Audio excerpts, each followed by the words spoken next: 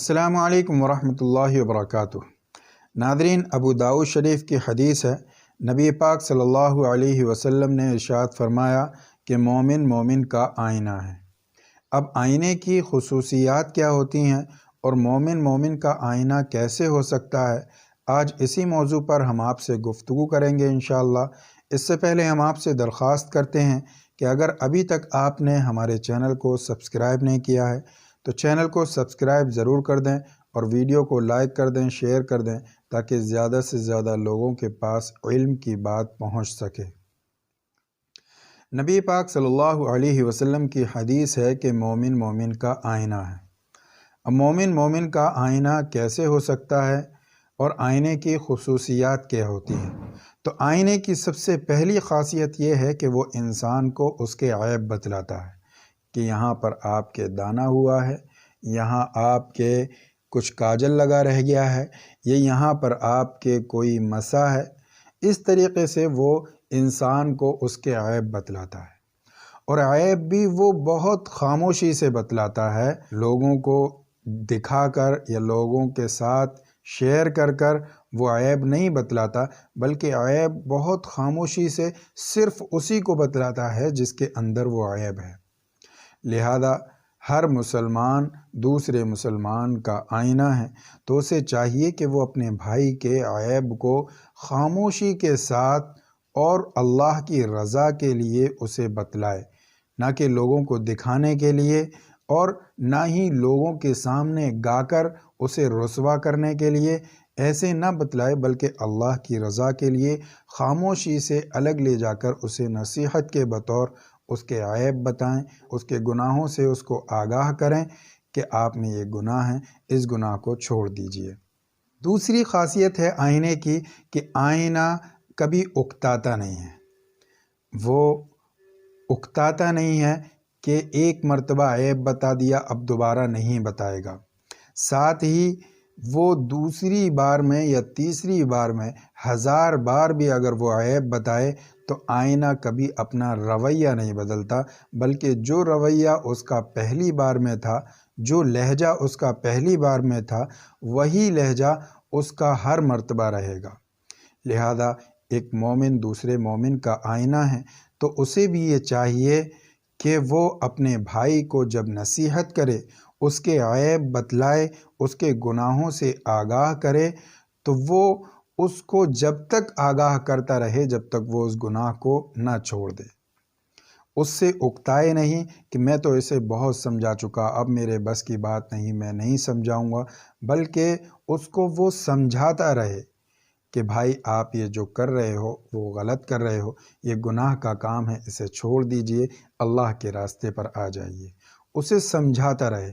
ساتھ ہی اپنے لہجے کو بالکل حضور جیسے اخلاق کے ساتھ سمجھائے، اپنے لہجے کو نرم رکھے۔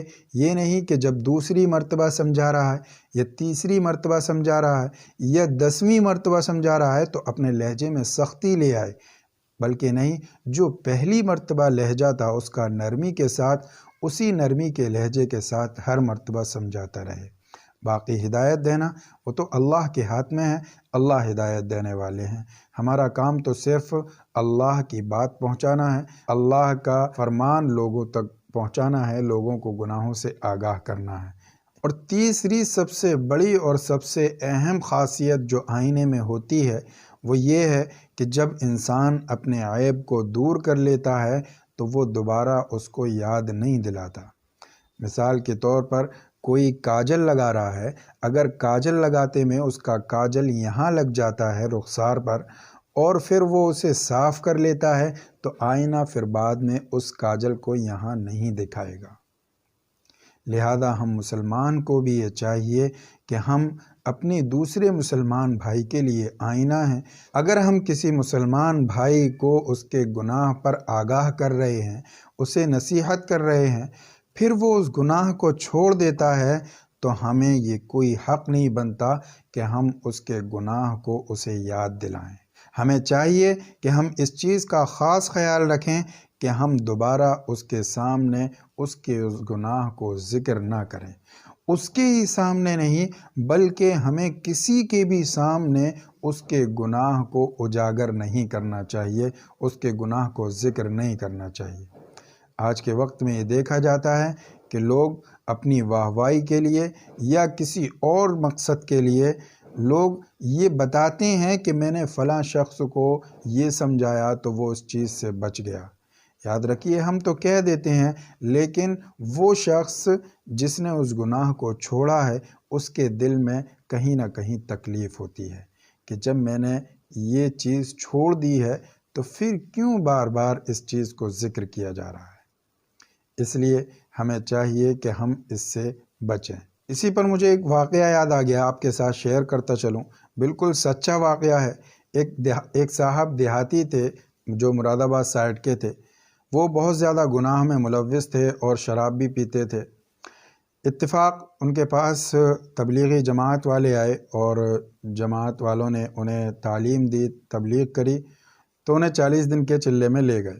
تو جب چلے میں لے گئے انہیں، تو میں بھی جماعت سے منسلک ہوں، تو ہماری جماعت کی جو تعلیم ہوتی ہے، تو جماعت کی جو بھی تعلیم ہوتی تھی نماز کے بعد، تو اس میں امیر صاحب کھڑے ہو کر کہتے تھے یہ ہمارے فلاں صاحب ہیں، یہ فلاں جگہ کے ہیں اور یہ پہلے شراب پیتے تھے، ہم نے ان کی تبلیغ کری تو یہ جو ہے انہوں نے شراب چھوڑ دی۔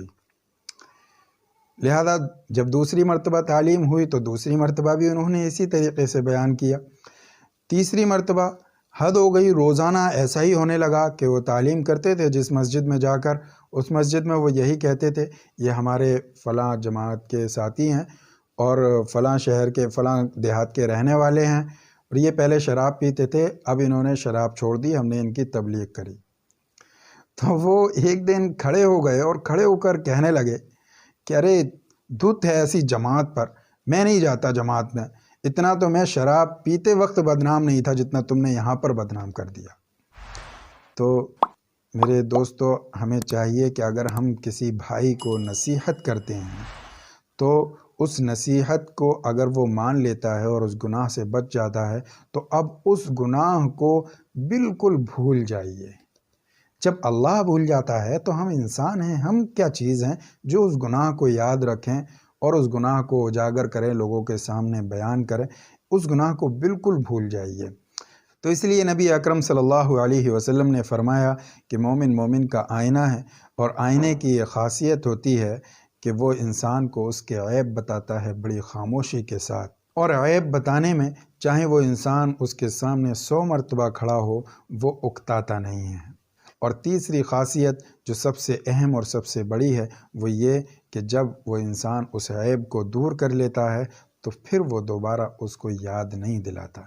لہذا ہمیں بھی چاہیے کہ ہم بھی اپنے ایک دوسرے مسلمان بھائی کے آئینہ بن جائیں۔